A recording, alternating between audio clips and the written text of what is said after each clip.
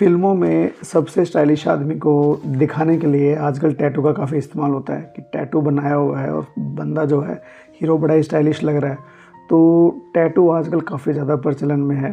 को सब लोग जो है टैटू बनवाना चाहते हैं। जिन लोगों ने बनवाया हुआ है टैटू उनको लगता है कि एक और बनवा लेते हैं, और जिसने नहीं बनवाया हुआ उनको लगता है कि मैं भी टैटू बनवा लेता हूँ। जिस तरह से टैटू बनवाने के लिए एक दौड़ लगी हुई है और टैटू के बारे को लेके लोग काफ़ी फैशनेबल और स्टाइल समझते हैं, उसी तरह से टैटू के साथ में जुड़े होते हैं कई रिस्क। इसलिए अगर आप टैटू बनवाने के बारे में सोच रहे हैं या आपने पहले से टैटू बनवाया हुआ है तो ये वीडियो आपके लिए ही है, क्योंकि टैटू बनवाने से पहले आपको बेसिकली कुछ बातों के बारे में एक बार नहीं, दो बार नहीं, तीन बार नहीं, बल्कि 10 बार सोचना चाहिए कि मुझे टैटू बनवाना भी है या नहीं। अगर बनवाना है तो कहाँ बनवाना है, उसका डिज़ाइन कैसा होना चाहिए, किससे बनवाना है, जिससे बनवाना है उसके पास जाके मुझे किन किन बातों की जानकारी होनी चाहिए, मुझे क्या क्या चीज़ों को इंश्योर करना है, क्या क्या हिस्ट्री उनको अपने बारे में बतानी है और क्या क्या प्रिकॉशन लेनी है अपना टैटू बनवाने से पहले। ये सारी बातें हम इस वीडियो में करने वाले हैं। हेलो दोस्तों, मैं हूं डॉक्टर विजय और आप देख रहे हैं Shaun tips. So basically tattoo तो बहुत ही सदियों से प्रचलन में रहा है।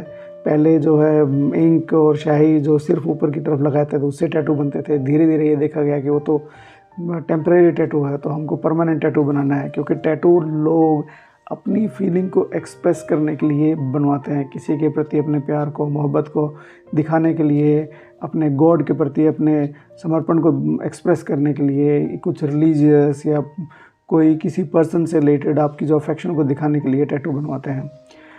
अब बात आती है कि टैटू बनता कैसे है। टैटू में क्या होता है कि छोटे छोटे नीडल्स के ज़रिए हमारे जो स्किन के ऊपर वाली जो लेयर होती है उसको पियर्स करके, उसको छेद करके, जो उससे नीचे वाली लेयर होती है डर्मिस, उसके अंदर इंक डाली जाती है छोटी छोटी सुइयों के ज़रिए। अब जब ये इंक बाहर से डाली जाती है तो हमारी बॉडी का इम्यून सिस्टम एकदम से काम करता है, और काम करता है तो उनको इंक को बाहर भगाने के लिए WBC भेजता है, वाइट ब्लड सेल्स को भेजता है। लेकिन जो इंक के जो कण हैं वो थोड़े इतने बड़े होते हैं कि WBC उनको बाहर नहीं निकाल पाता, और वो वहीं पर उनको जो कलर है वो एक डिज़ाइन पूरा बन जाता है। तो जब हम इंक डालते हैं तो सबसे पहले आपको इस चीज़ के लिए तैयार रहना चाहिए कि आपको काफ़ी ज़्यादा इरिटेशन हो सकती है। हल्की हल्की जो ब्लीडिंग होगी वो ब्लीडिंग भी हो सकती है। फिर आपको पेन हो सकता है। कुछ लोगों को पेन बिल्कुल महसूस नहीं होता, ज़्यादा महसूस नहीं होता, और कुछ लोगों को काफ़ी ज़्यादा पेन महसूस होता है। वो हर इंसान की अपनी सेंसिटिविटी है।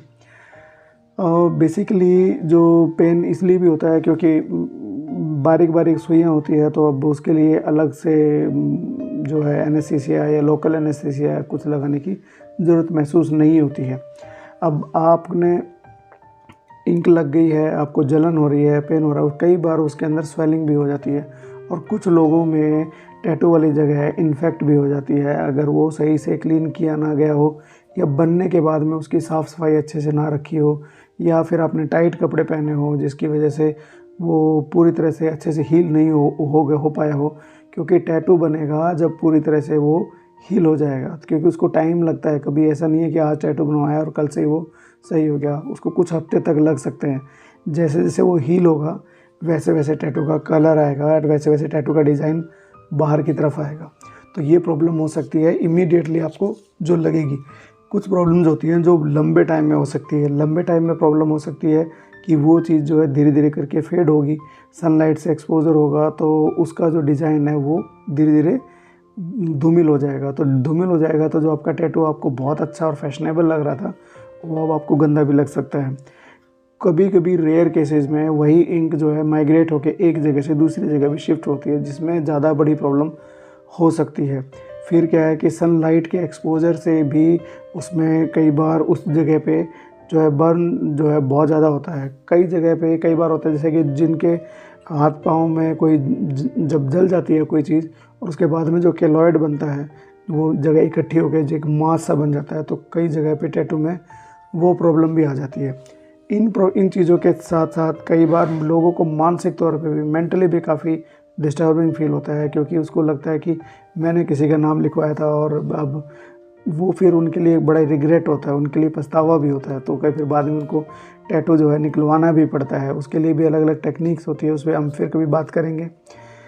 तो ये मानसिक तरह का प्रेशर भी होता है। तो ये सारी प्रॉब्लम किसी भी इंसान को हो सकती है और कई बार जो एलर्जिक रिएक्शन भी हो जाती है, जो काफ़ी जानलेवा भी हो सकती है। जिन लोगों में हिस्ट्री होती है बहुत ही फ्रीक्वेंटली एलर्जिक रिएक्शन होने की, तो उनको तो इस बारे में ज़रूर बताना चाहिए कि भाई उनको एलर्जिक रिएक्शन है, तो उनको करवाना चाहिए या नहीं करवाना चाहिए। इनके अलावा कुछ चीज़ें तो बहुत ज़्यादा प्रॉब्लमेटिक हो सकती है, जैसे कि HIV है या फिर आपका हेपेटाइटिस बी है, हेपेटाइटिस सी है, ये इन्फेक्शंस भी ट्रांसमिट हो सकती है। अगर वो इंस्ट्रूमेंट सही नहीं है, साफ़ सुथरे नहीं है, तो ये प्रॉब्लम भी हो सकती है। अब ये बातें भी होगी। अब बात करते हैं कि आपको जिसे टैटू बनवाना है, जहाँ पे टैटू बनवाना, अब आपने देख लिया कि चलो ये प्रॉब्लम तो होगी, अब मुझे तो टैटू बनवाना ही बनाना है, तो अब मुझे बताइए कि क्या करना चाहिए। तो सबसे पहले तो जिनसे आप टैटू बनवाना चाहते हैं, तो आप रैंडमली जाके कभी भी टैटू मत बनवाइए। पहले मार्केट रिसर्च करिए। अब रिकमेंडेशन पे अगर आप टैटू बनवाते हैं तो ज़्यादा बढ़िया है। किसी दोस्त ने पहले बनवाया हुआ तो उसके एक्सपीरियंस से आप समझ सकते हैं, क्योंकि उसने भी कुछ रिसर्च करी होगी। तो उन सबको कंबाइन करके डिसाइड करिए कि मुझे टैटू बनवाना किससे है। उनके बारे में रिव्यू पढ़िए। इंटरनेट पे भी आप अपने उनके बारे में रिव्यू पढ़ सकते हैं, उनकी फैसिलिटी को विज़िट भी कर सकते हैं। और उन्होंने जो अपना पोर्टफोलियो बनाया है, क्या क्या काम किए हैं, क्या क्या पहले टैटू बनाए हैं, तो उसके हिसाब से भी देख सकते हैं उसका कितना एक्सपीरियंस है।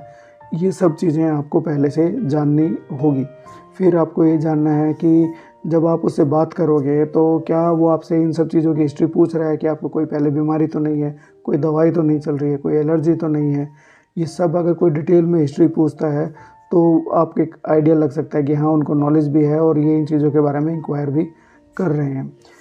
फिर बेसिकली अगर वो आपको इन चीज़ों के बारे में बताता है कि आपको टैटू कहाँ बनवाना चाहिए, किस डिज़ाइन का बनवाना चाहिए, और इसका उनको बेटर सेंस है आपके प्रोफेशन के हिसाब से कि आप क्या काम करते हो, उन सब चीज़ों के हिसाब से मैच करके अगर आपको आइडिया दे पाता है तो वो एक ठीक ठाक टैटू बनवा सकता है। फिर आता है कि आपको ये देखना है कि जहाँ पर उसकी जो शॉप है, जहाँ पे वो काम करते हैं, तो वो शॉप कैसी है, साफ़ सुथरी है, लोग जो है हाइजीन फॉलो कर रहे हैं, ग्लव्स पहन के, मास्क पहन के, ये सारी फैसिलिटी, सारी चीज़ें वो यूज़ करके ही आपका काम कर रहे हैं, तो ये एक इशारा है कि वो ठीक काम कर रहे हैं। बहुत सारे टैटू जो आर्टिस्ट होते हैं वो तो आपका HIV, हेपेटाइटिस बी और इन सब की इन्वेस्टिगेशन के बारे में भी इंक्वायर करते हैं कि हमको वो उसकी रिपोर्ट चाहिए, उसके बाद में हम टैटू पे प्रोसीड करेंगे। जब अब आपने सब कुछ हो गया तो अब टैटू बनवाने चले गए हैं फाइनली, तो आपको ये चीज़ ज़रूर देखनी है कि आपको जो जिस इंस्ट्रूमेंट के साथ में टैटू बना रहे हैं, वो टैटू बनाते समय वो इंस्ट्रूमेंट फ्रेश है, पहली बार आपके सामने वो पैकिंग खोली जा रही है, इन सब चीज़ों को इंश्योर करना चाहिए। नीडल भी फ्रेश है, सब कुछ चीज़ें जो है आपके लिए इंडिविजुअल बंदे के लिए सारा सामान अलग से यूज़ हो रहा है, तो इन चीज़ों का ज़रूर ध्यान रखना है, क्योंकि कई बार कॉस्ट के चक्कर में लोग सस्ती जगह से करवा लेते हैं और उसकी वजह से कई बड़ी प्रॉब्लम में फंस जाते हैं। आप टैटू करवाने से पहले बताइए कि आप कौन सा इलाज ले रहे हैं, कौन सी दवाइयाँ ले रहे हैं, कौन सी तरह की एलर्जी है आपको। अगर आपको पहले से डायबिटीज़ की प्रॉब्लम है तो आपको अपनी डाइट और अपनी दवाइयाँ वगैरह वो उस समय से लेके तब जाना चाहिए और बात करनी चाहिए। हो सकता है वो आपको ये भी कह दे कि अपने डॉक्टर से बात कर लीजिए पहले कि आप टैटू बनवा भी सकते हैं या नहीं बनवा सकते हैं। शराब या किसी दवाई के नशे में जाके कभी भी टैटू नहीं बनवाना चाहिए, क्योंकि शराब के इन्फ्लुएंस में आपको इंजरी भी हो सकती है और इसकी वजह से आपका मेटाबॉलिज्म भी इतना एक्टिवेटेड होता है कि जो है ब्लीडिंग के चांसेस भी ज़्यादा हो सकते हैं। तो ये सारी की सारी बातें जो है आपको ध्यान रखनी है। और आपको एक जो सबसे इम्पोर्टेंट बात यह है कि सोच लीजिए कि आपको टैटू बनवाना ही है। अगर बनवाना ही है तो आपको किस तरह का टैटू बनवाना है और कहाँ बनवाना है। अगर बीइंग एज ए डॉक्टर अगर मैं सोचूं कि मैं यहाँ पे टैटू बनवा लूँ तो शायद मुझ पे अच्छा नहीं लगेगा, कम से कम इंडिया में तो नहीं अच्छा लगेगा। तो ये चीज़ बहुत ज़्यादा ज़रूरी है कि टैटू का डिज़ाइन आप कहाँ बनवा रहे हैं, अपने प्रोफेशन को, अपने ऑक्यूपेशन को, इन सब चीज़ों को ध्यान में रख के ही इन चीज़ों को करवाना चाहिए, तभी आपको इस चीज़ का फ़ायदा मिलेगा। और बहुत बार क्या होता है कि जो टैटू बनवा चुके होते हैं उसके अंदर जो डाई होती है, कई बार जब आप इन्वेस्टिगेट करवाने के लिए जाते हो, MRI वगैरह करवाने के लिए या CT वगैरह, तो उसमें जो रेडिएशन वगैरह निकलती है वो आपके टैटू के अंदर जो केमिकल होता है उससे भी रिएक्ट करते हैं और कई बार उसकी वजह से भी बाद में प्रॉब्लम होती है। जब आपने टैटू बनवा लिया है तो तुरंत से आप उसको सनलाइट से एक्सपोजर से बचाएं, उसको जैसे आपको एडवाइस किया गया है वैसे आपको उन चीज़ों को फॉलो करना है। और जब ये हील होने लग जाए तो उसकी पपड़ी को उतारना नहीं है, तो फिर आपका टैटू का बनेगा ही नहीं, क्योंकि वो उसके साथ में वो डाई भी निकल जाएगी। आपको उसकी साफ़ सफाई रखनी है, उसको बार बार हाथ नहीं लगाना अपने नंगे हाथों से जब भी आपको, और कपड़े टाइट नहीं पहनने हैं। अगर उसमें किसी भी तरह की प्रॉब्लम लगती है तो जाके बात करनी है, डॉक्टर को दिखाना है, स्किन स्पेशलिस्ट को दिखाना है। तो ये सब चीज़ों का आपको ध्यान रखना है। मैं उम्मीद करता हूँ कि आपको ये वीडियो पसंद आया होगा, और आगे अगर मुझे टैटू बनाना हो तो मुझे कहाँ बनवाना चाहिए टैटू, एज ए डॉक्टर अगर आप मुझे एडवाइस करो तो मुझे कहाँ पे टैटू बनवाना चाहिए, मुझे आप बताइए। देखिए, मेरे इसके बारे में मत बोलिएगा, आप और कहीं पे क्या टैटू बनवाना चाहिए, क्या चीज़ बनवानी चाहिए, उसके बारे में सजेस्ट करिएगा तो हमें बहुत अच्छा लगेगा। थैंक यू सो मच दोस्तों, मैं हूँ डॉक्टर विजय और आप देख रहे थे शॉन टिप्स।